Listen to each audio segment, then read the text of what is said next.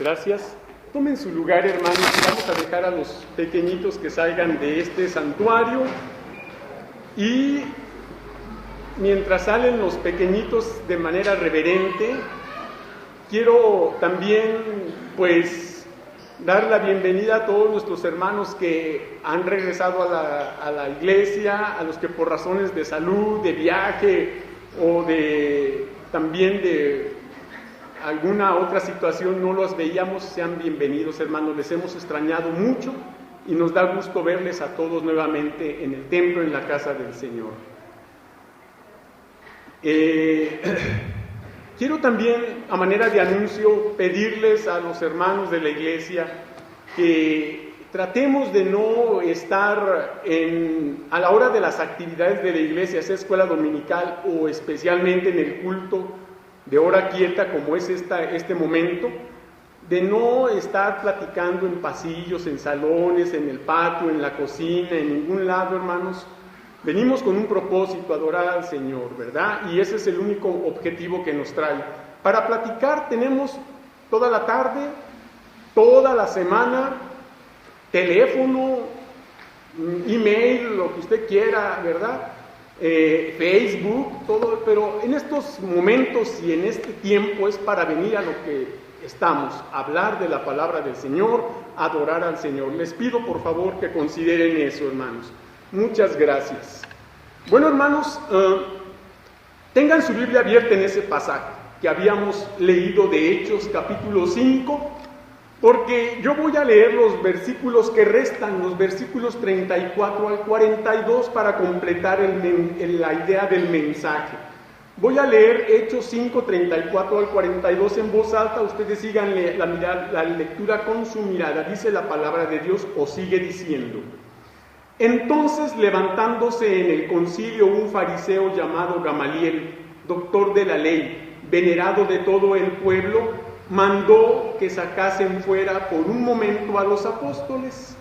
Y luego dijo: varones israelitas, mirad por vosotros lo que vais a hacer respecto a estos hombres, porque antes de estos días se levantó Teudas diciendo que era alguien.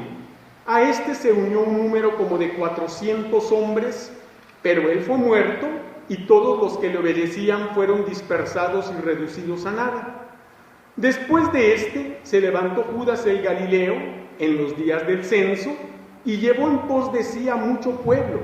Pereció también él y todos los que le obedecían fueron dispersados. Y ahora os digo, apartaos de estos hombres y dejadlos. Porque si este consejo o esta obra es de los hombres, se desvanecerá. Mas si es de Dios, no la podréis destruir.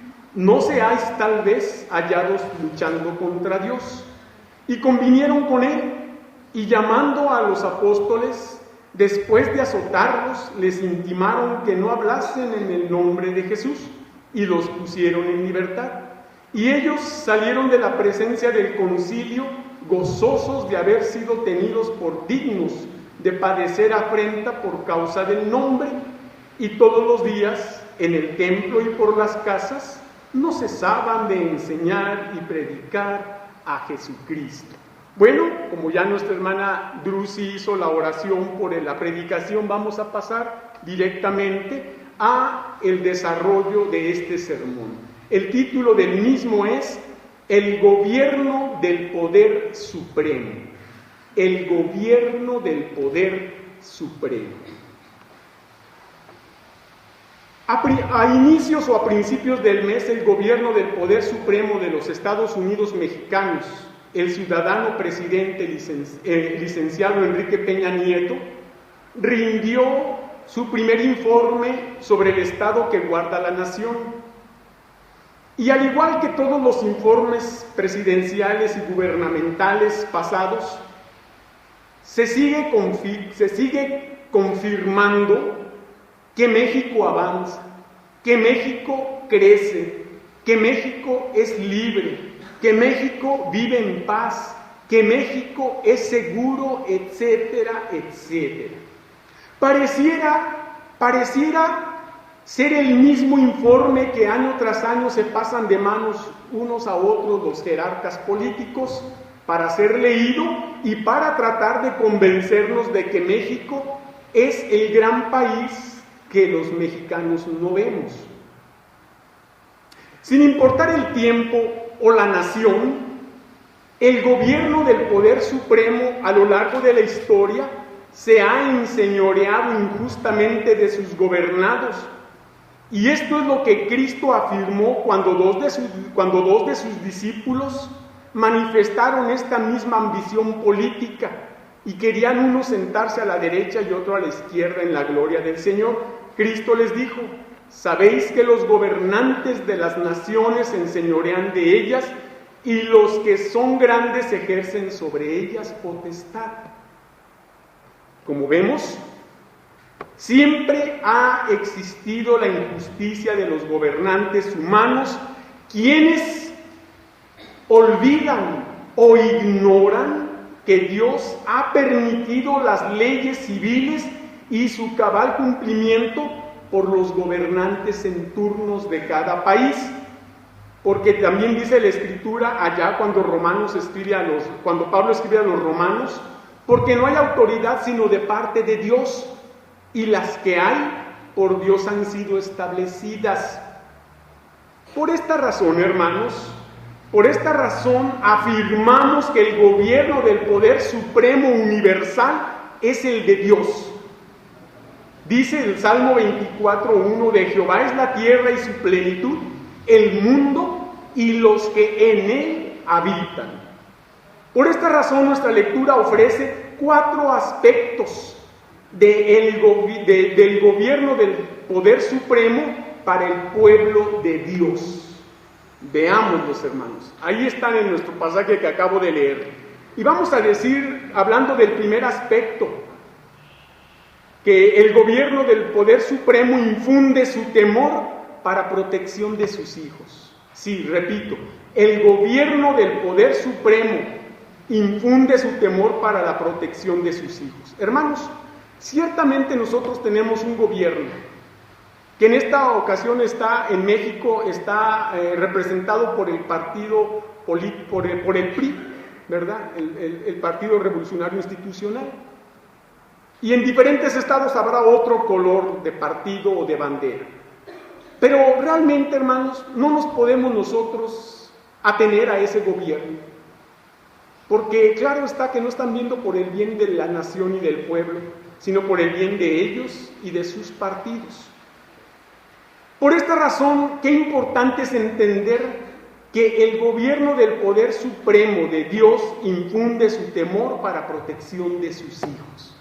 Ahora, ¿en qué sentido infunde ese temor? Bueno, en 3 cosas.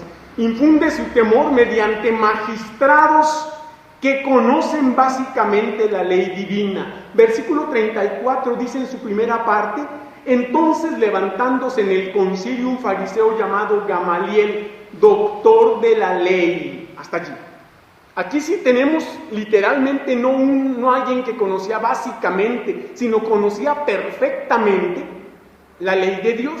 Y no era raro porque era un hombre, un judío, fariseo, educado en la ley de Dios a la manera estricta de los fariseos. De manera que no es raro que este hombre, Gamaliel, un político influyente de aquel tiempo, tuviera el conocimiento de la palabra de Dios, de lo que era el Antiguo Testamento, que era lo que había hasta entonces, de un conocimiento pleno, de un conocimiento completo. Pero si trasladamos eso a nuestros días, yo no dudo que haya políticos que tengan un gran conocimiento de la palabra de Dios. No lo dudo, al contrario, lo creo. Y creo que justamente porque aún en la política de México hay quienes conocen de la Biblia, hay quienes la leen, hay quienes inclusive la consultan y la meditan, hermanos. Ciertamente, bueno, tal vez no puedan actuar con la honestidad que se quisiera porque, bueno, esto es así como un poco como nadar contra corrientes, que es lo que hace el salmón, ¿verdad? ese pez tan maravilloso que ya cuando llegue el tiempo de su reproducción y de la desova del salmón, luchan contra aquellas corrientes de aquellas aguas furiosas, de aquellos rápidos, y ellos tienen esos peces tienen que no solo sortear la corriente de unos rápidos que llevan una velocidad y una carga de agua que es pesadísima, sino también todos los animales que en su lucha por llegar hasta el lugar del desove, como los osos, están allí listos para darse un festín de salmón. Bueno, esa sería la situación, y esto no es una disculpa, pero sí es entender que en un aparato político corrupto como el nuestro, pues el que unos cuantos tengan conocimiento y pretendan vivir como la Biblia lo manda, pues es muy complicado. Sin embargo, entendemos que el gobierno supremo el gobierno del poder supremo de Dios infunde su temor para protección nuestra, hermanos, de sus hijos, mediante magistrados que conocen básicamente la ley divina. Pero también lo hace mediante magistrados que ejercen justamente la ley civil. Vean lo que sigue diciendo el versículo 34 que leímos. Dice: venerado de todo el pueblo, mandó que sacasen fuera por un momento a los apóstoles. Entonces aquí tenemos a un hombre que estaba empezando a hacer valer la ley civil. ¿Por qué? Porque conocía la ley divina. Y la persona que conoce la ley de Dios es la persona que va a cumplir la ley civil. Es aquella persona que va a saber ser respetuosa de las instituciones gubernamentales. Y más si trabaja para ellas, si es parte de ellas. ¿Por qué? Porque de esa manera no solamente honra los principios del conocimiento de la ley divina, sino también el conocimiento de la ley civil, la cual juró, porque así lo hacen, juran hacerla cumplir. Y vean qué importante, era venerado de todo el pueblo. Ahí habla de ese respeto que el pueblo le tenía. ¿Por qué? Porque sabía que era un hombre íntegro. Realmente cuando uno sabe de políticos íntegros, uno los ve en fotografía o cuando tiene uno la muy improbable oportunidad de encontrarlos, verlos con gusto. ¿Por qué? Porque uno tiene en buen concepto a esos políticos, y realmente son garbanzos de a libra porque son pocos. Pero los hay, hermanos, los hay, y es importante entender que Dios obra infundiendo su temor para protección del pueblo del Señor y de la sociedad entera, porque aún en la sociedad entera hay gente que todavía no ha creído en Cristo, pero ya son del pueblo del Señor porque ya Dios los tiene preparados. Entonces, qué importante es entender cómo el Señor infunde su temor mediante esa clase de magistrados, que conocen básicamente la ley divina, pero que ejercen justamente la ley civil. Lo respetaban y mandó con esa autoridad que fueran sacados por un momento, que salieran de aquel lugar para poder hablar claro con sus colegas políticos. Pero ¿qué más? ¿De qué manera más obra el gobierno del poder supremo infundiendo su temor? Bueno, lo hace mediante magistrados que advierten contra los abusos legales. Vean lo que dice el versículo 35, hermanos, y dice así: y luego dijo: varones israelitas, mirad por vosotros lo que vais a hacer respecto a estos hombres. Tengan cuidado, hermano. Ustedes, varones, les dice, varones israelitas, ustedes son autoridad aquí, pero no son la autoridad única. Estamos aquí gracias a una autoridad suprema, lo que les estaba diciendo. Y tengan cuidado. Y lo que piensan hacer con esta gente, mejor que se les quite de la cabeza. Porque Dios vela por sus hijos, Dios vela por su pueblo. Dios ve por el bienestar de su creación, y nosotros somos la corona de la creación de Dios, hermanos. Por esta razón yo quiero que usted hoy se lleve un mensaje claro de que aunque las autoridades de nuestro país, desde el presidente, los gobernadores, los senadores, los diputados y todos los jueces y todo tipo de políticos tomarán decisiones las que quieran, hermano, pero por encima de ellos está Dios. Y este hombre, este político temeroso de Dios, en cierto modo eso es lo que les quería decir. Mirad por vosotros lo que vais a hacer con ellos, o sea, lo que hagan con ellos, porque ya sabían lo que pretendían hacer. Tengan cuidado ustedes, esto no va a quedar impune. Y así como estaba apelando a la ley divina, estaba haciendo cumplir con justicia la ley civil. Y les estaba advirtiendo de un exceso, de un abuso legal que estaban queriendo hacer.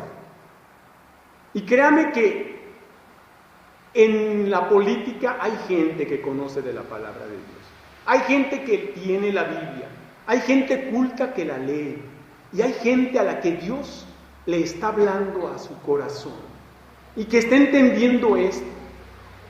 Por esto, hermanos, es muy importante tomar en cuenta, ponga un separador aquí para ir a Primera de Timoteo, por favor. Primera carta del apóstol Pablo a Timoteo. Vea lo que dice la primera carta de Timoteo, allá en el capítulo 2 y en los versículos 1 y 2.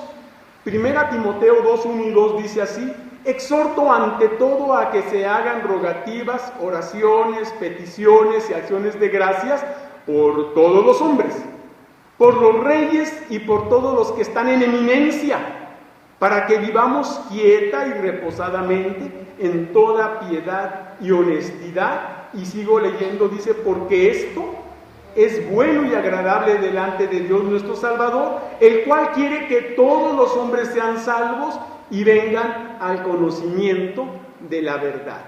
¿Y cuánto más debemos orar?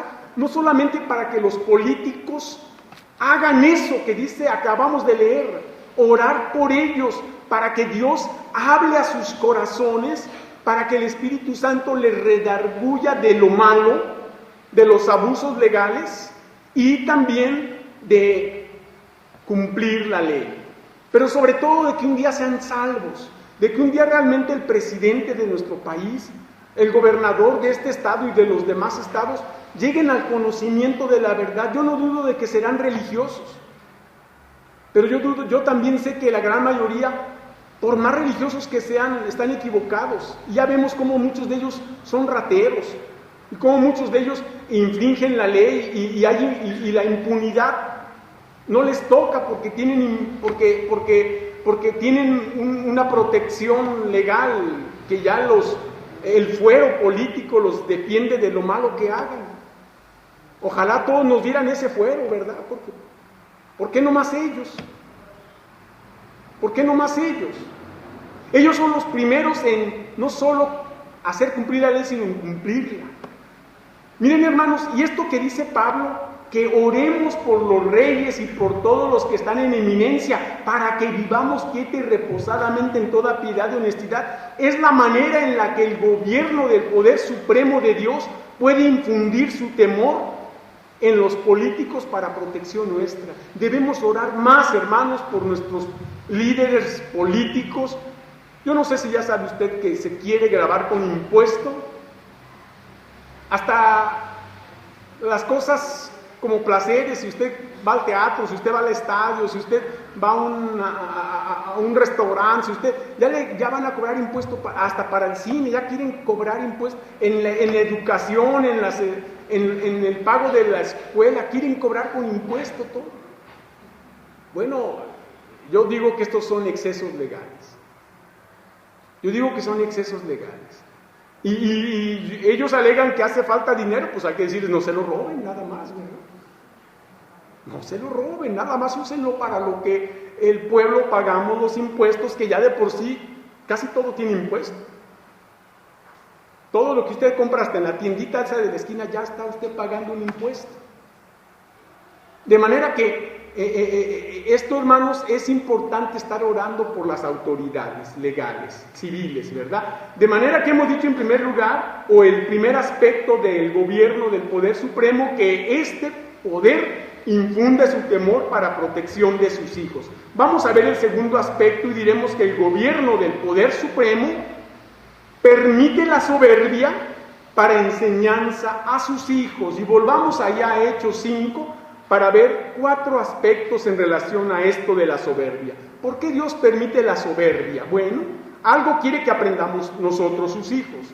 Permite la soberbia de quienes se autoexaltan. Vean lo que dice el versículo 36, primera parte. Dice así: porque antes de estos días se levantó Teudas diciendo que era alguien. Ahora brinquémonos al 37, primera parte. Después de este se levantó Judas el Galileo en los días del censo. Hasta allí. Las 2 primeras partes del 36 y 37 nos habla de 2 individuos, uno llamado Teudas y otro Judas el Galileo. Aquí tenemos gente que se autoexalta. Y eso es lo que hacen los políticos al día de hoy. Se autoexaltan y luego reparten fotografías de ellos con su mejor sonrisa y tapizan o más bien contaminan la ciudad con sus imágenes allí para que votemos por ellos, porque ellos ya se autoexaltaron y nada más quieren el apoyo de nosotros para mantenerse exaltados, autoexaltados, ahora con el apoyo de todo el pueblo. Y esto estaba pasando. Dice claramente que este Teudas se levantó diciendo que era alguien, o sea, alguien importante, pues es lo que quiero decir. Todos somos alguien, pero este decía que era alguien importante. Síganme a mí, yo tengo la solución para su vida. A ver, voten por mí. Y lo más triste es que la sociedad es como ese perrito callejero, vagabundo, que anda ahí hambriento y famélico, muriéndose de hambre, que si usted le tira un pedacito de tortilla, un dulcecito, luego lo siga usted y ya para que se lo quite va a estar difícil. Así está la sociedad. Nomás está viendo qué político nos promete tal o cual cosa, para este es el bueno. Y sí, soy el bueno, pero para nada. Y vea, aquí tenemos a 2 tipos. Ya dijimos Teudas, que era alguien, y luego un tal Judas el Galileo, que en los días del censo pues aprovechó esa oportunidad en la que la sociedad estaba volviendo a renovar su compromiso con el pueblo, ¿verdad? En un censo se va y se visita y se pregunta, y era una buena oportunidad para promocionarse. Pero eso no solamente pasa en la política, también pasa en la iglesia, hermanos. Y cuidado, yo leía en la introducción que Cristo dijo a 2 discípulos que tuvieron una ambición política. A mí a tu derecha y a mí a tu izquierda, porque no queremos menos. No. Eso pasa aquí entre los hombres. Pero Cristo dice, pero no así con vosotros. Ustedes no van a buscar eso. Así que, hermanos, aquí en la iglesia, nada de ambiciones políticas. Nada de llegar y creer porque soy el fulano, el sutano, el mengano, tengo este nombramiento o aquel. Cuidado, a mí se me cuadran, ¿por qué no? De ninguna manera, hermanos, cuidado. Dios permite la soberbia de quienes se autoexaltan. También permite la soberbia de quienes engañan al pueblo. Vea lo que dice el versículo 36, segunda parte. Dice, a este se unió un número como de 400 hombres. Ahora vayamos a la segunda parte del 37. Dice, y llevó en pos de sí a mucho pueblo. A unos se vinieron, dice, de un jalón como 400. ¿Ven lo que le digo? Que la sociedad es como un perrito hambriento. ¿Verdad? Al primero que le tire una migaja de algo, ahí, pobre animalito, ahí va detrás. Así estaban estos, de un jalón, aquel que decía que era alguien 400, y al otro, a Judas el Galileo, dice, llevó en pos de sí a mucho pueblo. Todos estos, toda esa gente era engañada. Y estos tipos engañan al pueblo. Eso es lo que hacen los políticos, hermanos.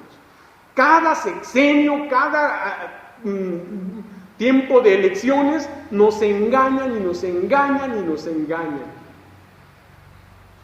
Y la gente, los cristianos y el pueblo y la sociedad somos como dijo una vez un cura católico hace muchos años en un concilio: a la gente le gusta ser engañada, así que engañémoslos. Así de simple. Porque vea usted como extraordinarios grillos y saltamontes brincan de un partido a otro. ¿Y cómo es posible que una causa que antes creían ya ahora abanderan otra? Entonces no era cierto. Solamente los partidos políticos son el pretexto para seguir en la nómina.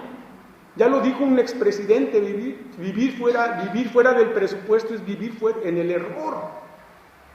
Fíjese, ellos solamente quieren estar en el presupuesto, de lo que sea, pero en el presupuesto, para seguir cobrando, para seguir robando, para seguir teniendo los beneficios de la política, de la élite dorada de la política.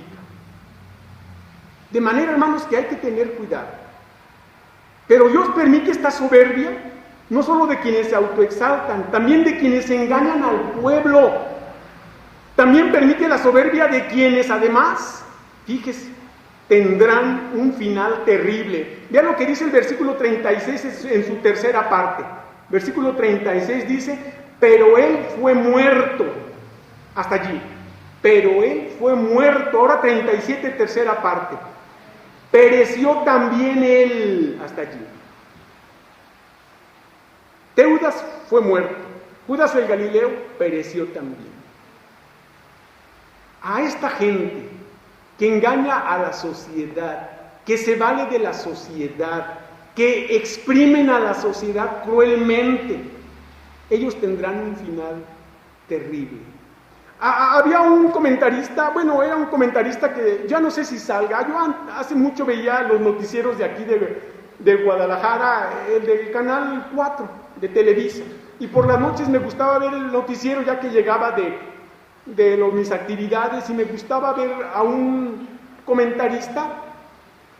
Le daban un tiempecito pequeño, y en una de esas hablaba de los políticos, cómo son descarados, sinvergüenzas, rateros, y él usaba aquel dicho, ¿verdad? Decía: apaláncate, Matías, que de esto no hay todos los días, ¿verdad? Así decía, hablando de los políticos, que es mi oportunidad y ahora me toca a mí y yo voy a robar. Como aquel, ¿verdad? No pido que me den, nomás que me pongan donde hay. Así. Y luego decía algo interesante. Y decía, con una cara así como si no hubiera infierno. Y así lo decía, y con mucha razón. Como si no hubiera infierno. Porque estos tipos que aquí se mencionan, dice simplemente que dice, pero él fue muerto. Y del otro dice, pereció también él.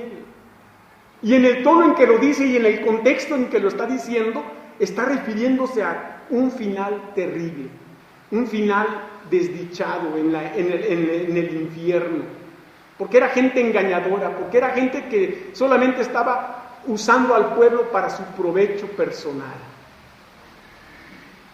Pero ¿qué más? ¿Por qué más permite Dios la soberbia? Bueno, permite la soberbia por algo más. Permite la soberbia de quienes serán olvidados por quienes los obedecían.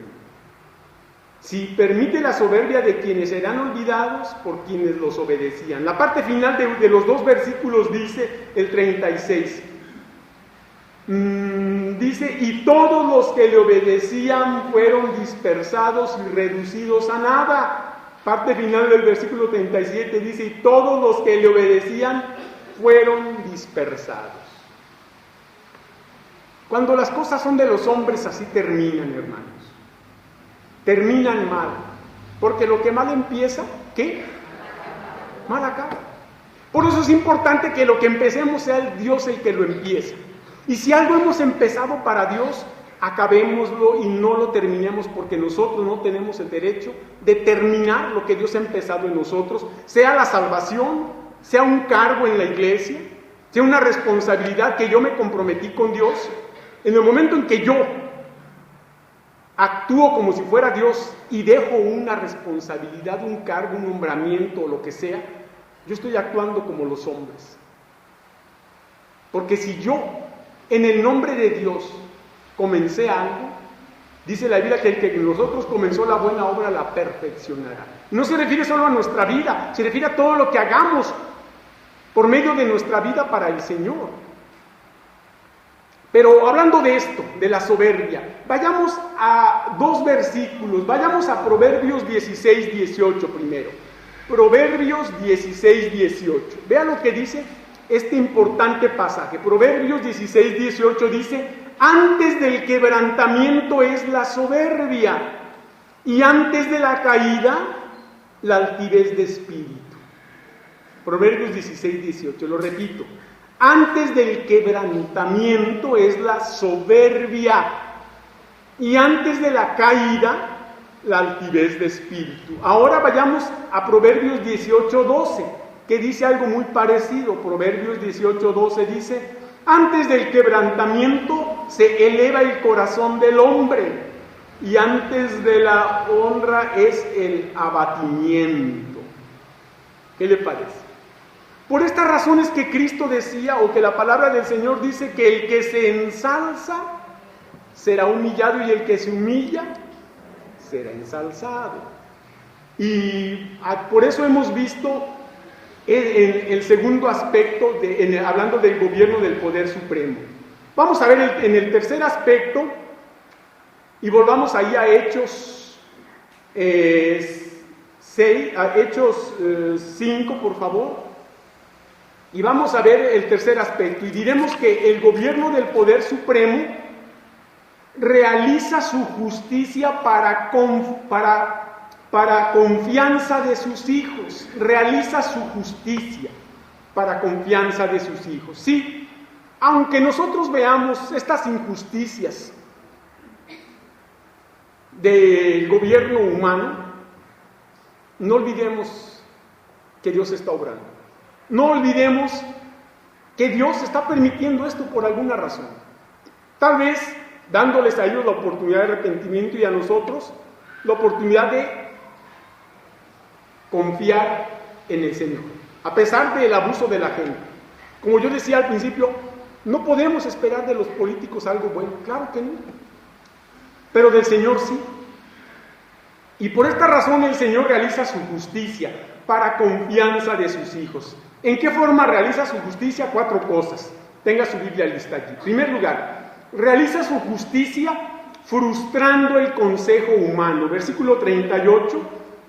Y ahora os digo, apartaos de estos hombres y dejadlos, porque si este consejo o esta obra es de los hombres, ¿qué dice? Se desvanecerá. De manera que Dios se encarga de frustrar, o sea, desvanecer, deshacer el consejo humano. Que Dios es misericordioso, eso no hay duda. Por eso le da tanto tiempo a los políticos para que se arrepientan. Y nosotros nos enojamos y queremos que Dios los castigue en este momento, y queremos ver cómo se abre la tierra y se los traga a todos. Bueno, cuidado, no nos vayamos a ir con ellos. Y seamos respetuosos de la voluntad de Dios. Por ellos también Cristo murió. Por esa razón decía el apóstol Pablo en la primera lectura que hicimos, que debemos orar por esas personas, por todos los reyes y los que están en eminencia, para que se salven, para que Dios, la misericordia de Dios los alcance, y dejen de poner su mirada en el poder humano, en la riqueza terrenal. ¿Sí? El Señor realiza su justicia frustrando el consejo humano. También realiza su justicia prosperando su obra santa. Versículo 39 dice en la primera parte: mas si es de Dios, ¿qué dice? Si es de Dios, no la podéis destruir. No, la obra del Señor nada ni nadie la destruirá, hermanos. Nosotros podemos apoyar la obra del Señor, o podemos dejar de trabajar por ella, pero la obra del Señor no se detiene, no depende de nosotros. A nosotros se nos ha dado el privilegio de servir al Señor en ella, pero no depende de nosotros, depende del Señor, porque es la obra de Él. Él la empezó y Él la consumará. A nosotros nos ha dado un privilegio servirle. Aprovéchalo, porque de todas maneras un día le darás cuenta al Señor del servicio que hiciste o del servicio que no hiciste o dejaste de hacer. Y yo no sé qué argumento tengas válido para excusarte de algo así, pero lo importante es esto: el Señor realiza su justicia prosperando su obra, ahora sí como dicen, ¿verdad?, con nosotros y nosotros, o a pesar de nosotros.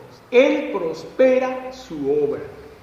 Pero ¿qué más realiza la justicia del Señor? Bueno, el Señor realiza su justicia derrotando la insensata incredulidad. Ve lo que dice el versículo 39 en su segunda parte, cuando dice: no seáis tal vez hallados luchando contra Dios. No seáis tal vez hallados luchando contra Dios. Qué importante es esto.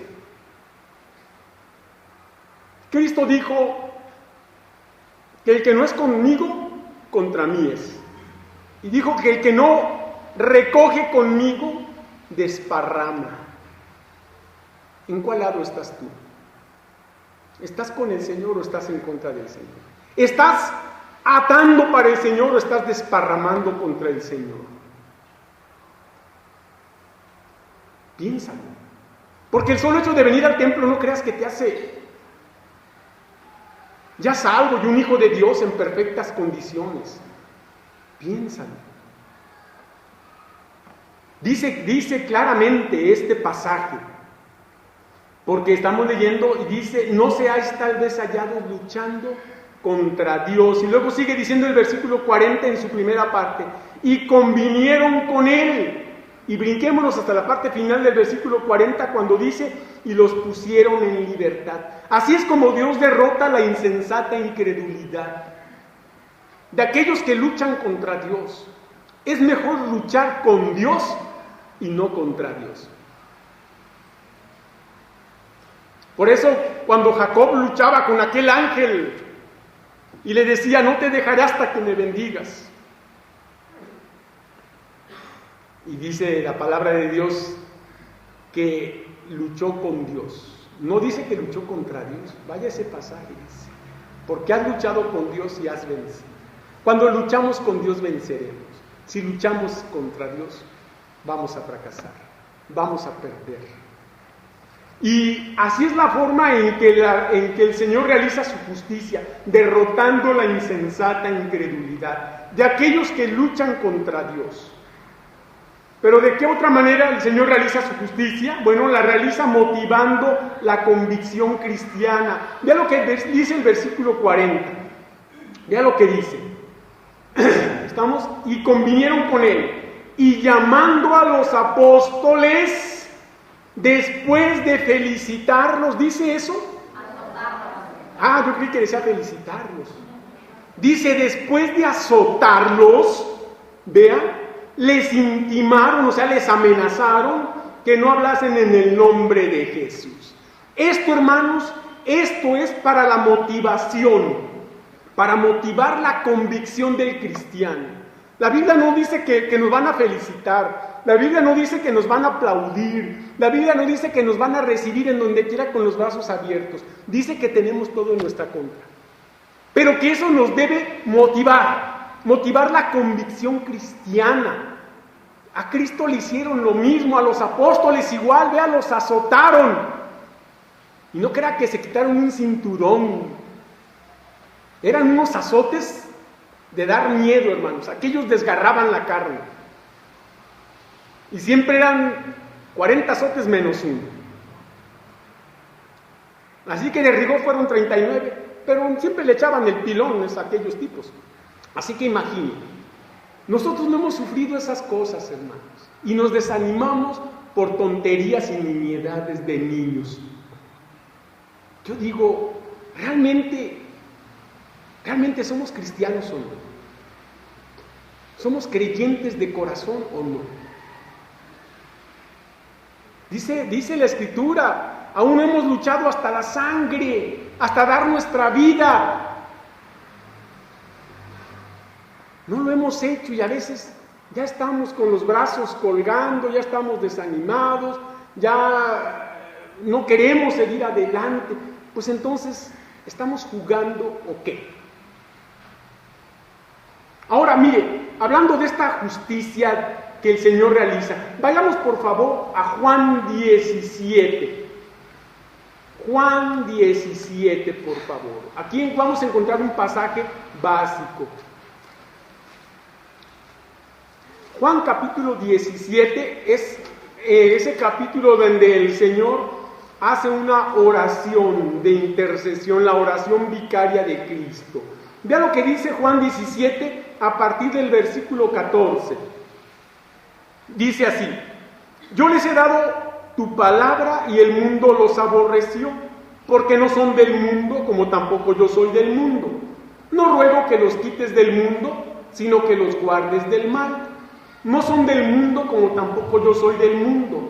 Santifícalos en tu verdad, tu palabra es verdad. Como tú me enviaste al mundo, así yo los he enviado al mundo. Y por ellos yo me santifico a mí mismo, para que también ellos sean santificados en la verdad.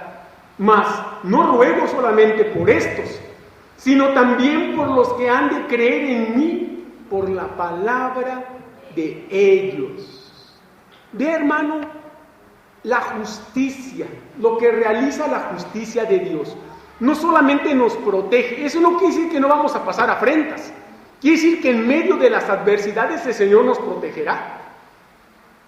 Quiere decir que en medio del rechazo, de los insultos, de las agresiones, el Señor nos protegerá.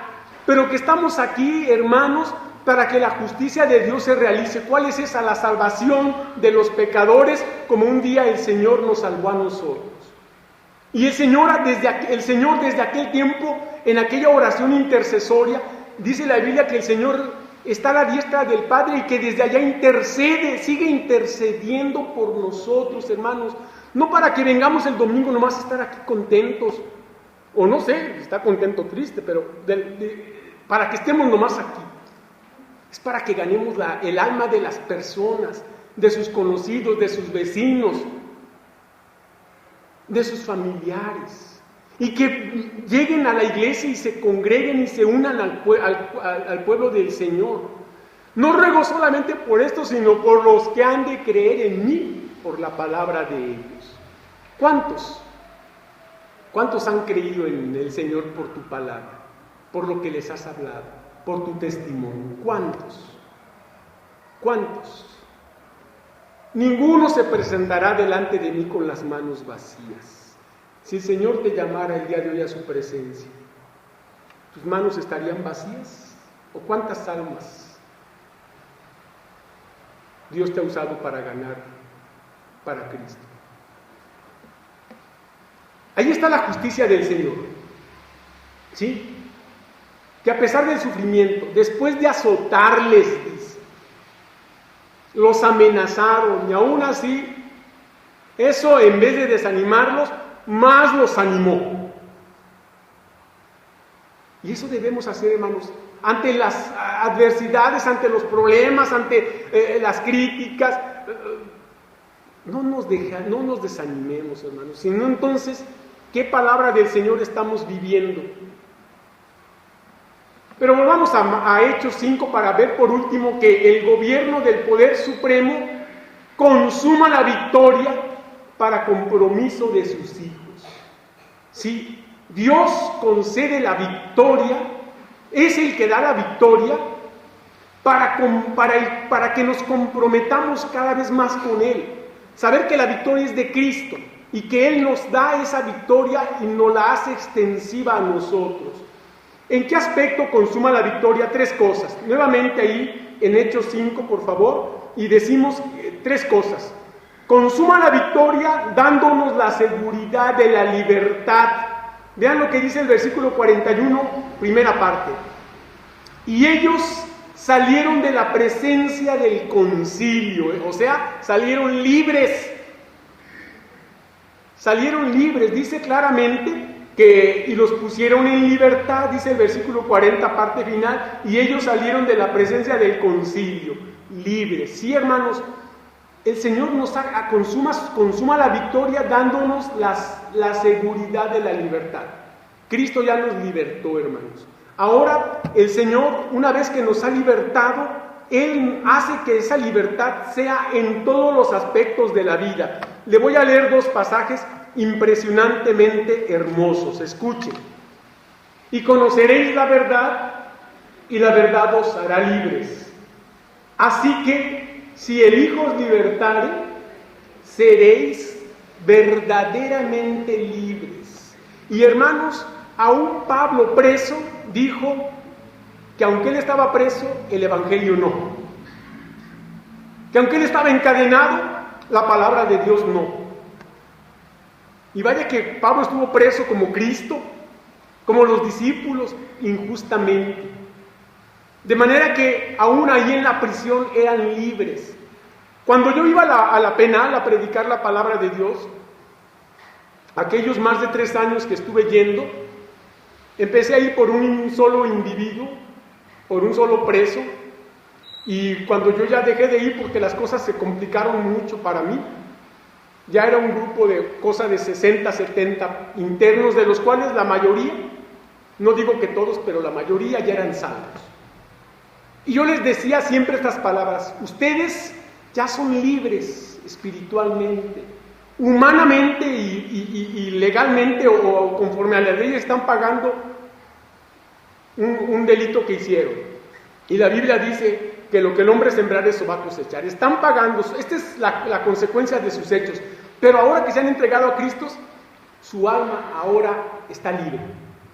Y aquellos hombres, de veras, gracias a Dios me tocó ver cosas muy hermosas entre aquellos. Y miren, que eran presos, estaban allí por cosas terribles. Y ver el cambio que había en sus vidas era algo que a mí me llenaba de tanto gozo. Saber que mi vida había sido usado para que aquellos internos, que muchos tenían condenas, la máxima de 40 años, 45 años, ahora eran libres espiritualmente. Era lo más hermoso que me podía pasar a mí. Y yo sé que a ellos más todavía, porque ahora tenían la libertad que Cristo les había dado. Por eso, hermanos, decimos que el Señor consuma la victoria dándonos la seguridad de la libertad. También consuma la victoria dándonos el gozo del verdadero cristianismo. Vea lo que sigue diciendo el versículo 41, y dice: y ellos salieron de la presencia del concilio llorando de haber, así dice, dice gozosos, dice que salieron gozosos de haber sido tenidos por dignos de padecer afrenta por causa del nombre. Vea cómo salieron con el gozo del verdadero cristiano. Hablaba con un hermano el viernes antes del culto en consejería, y yo le comentaba algunas cosas y él me decía: es mentira, hermano, es mentira eso que dicen. Y dije: yo le creo, hermano, pero yo tenía que hablarlo con usted. Y no voy a negar que en un momento dado el hermano lloró de saberse atacado injustamente, y más que lo que se dijera eran mentiras.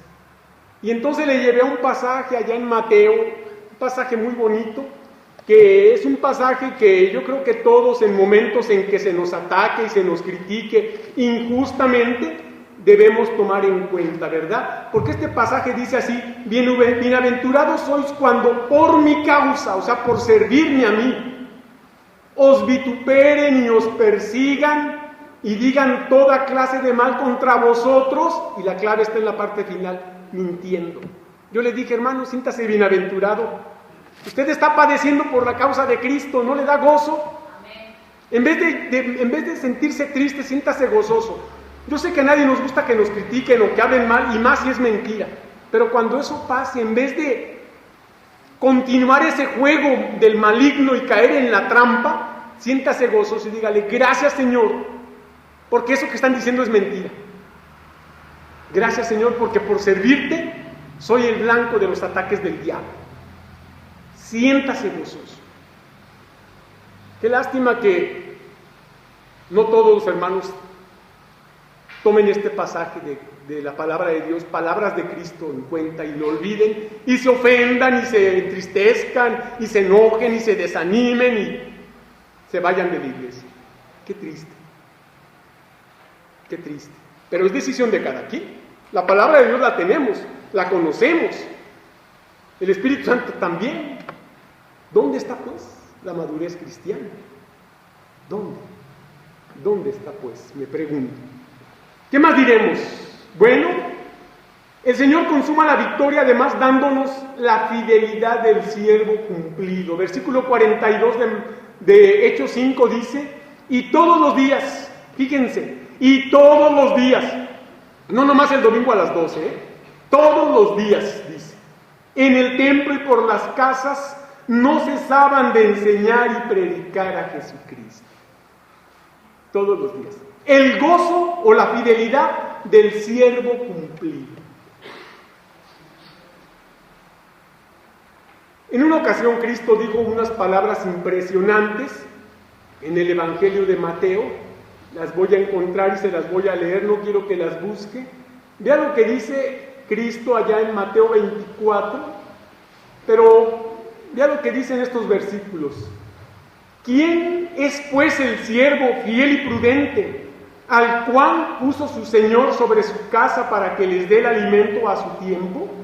Bienaventurado aquel siervo al cual, cuando su Señor venga, le haya haciendo así. De cierto os digo que sobre todos sus bienes le pondrá. Termino diciendo esto, hermanos. El más grande de los reyes babilónicos fue Nabucodonosor, quien conquistó cuanto pueblo quiso, sometiendo a sus moradores. Su estrategia funcionó porque aunque controlaba las vidas de sus cautivos, les permitía seguir adorando a sus propios dioses. De modo que Nabucodonosor conquistaba gentes y dioses.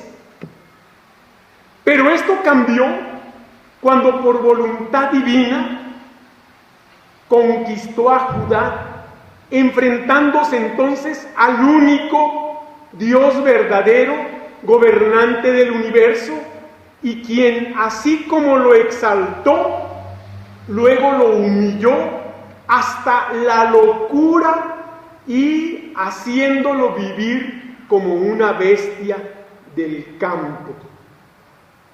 ¿Hasta cuándo? Hasta que Nabucodonosor se humilló ante Dios y le reconoció, y entonces dijo estas palabras: la sentencia es por derecho de los vigilantes y por dicho de los santos la resolución, para que conozcan los vivientes que el Altísimo gobierna el reino de los hombres, y que a quien Él quiere le da y constituye sobre él al más bajo de los hombres. Repito esta frase: para que conozcan los vivientes que el Altísimo gobierna el reino de los hombres. De modo que no olvidemos que todo cuanto suceda en nuestro país, en nuestra sociedad, sea bueno o sea malo, todo está dentro de la voluntad soberana y de los propósitos de Dios. De manera que no tenga temor, pase lo que pase, decidan los políticos lo que decidan hacer, recuerde que todo está dentro de los propósitos de Dios y que nosotros estamos bajo el cuidado de Dios. Y termino con una frase que dice así: Dios gobierna aún en el corazón del gobernante más perverso. Que Dios les bendiga, hermanos. Muchas gracias por su atención.